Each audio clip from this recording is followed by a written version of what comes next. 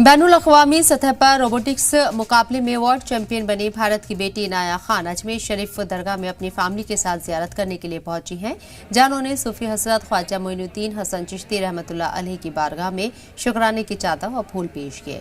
तारीखी कामयाबी हासिल करने वाली महज 14 साल की इनाया खान जयपुर की रहने वाली हैं।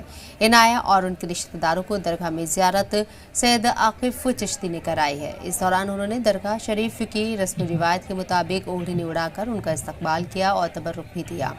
इस मौके पर दरगाह में इनाया खान की कामयाबी की खूब तारीफ हुई और उनके नेक मुस्तकबिल के लिए भी दुआएं की गई। अस्सलाम वालेकुम। तो आज हम लोग आए हैं ख्वाजा साहब के यहाँ पे दरगाह पे जियारत करने, ताकि हम अमल कर पाएं एंड हमें सुकून मिले और हमारी जो और दुआएं हैं वो पूरी हो।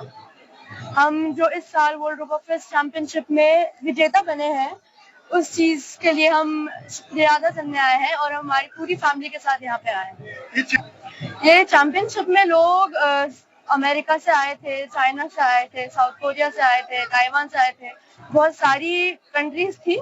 बट देन अल्लाह के हुक्म से हम लोग ये 26 टीमें आई थी 19 कंट्रीज से, तो बहुत सारी टीमें थी और बहुत सारे बच्चे थे।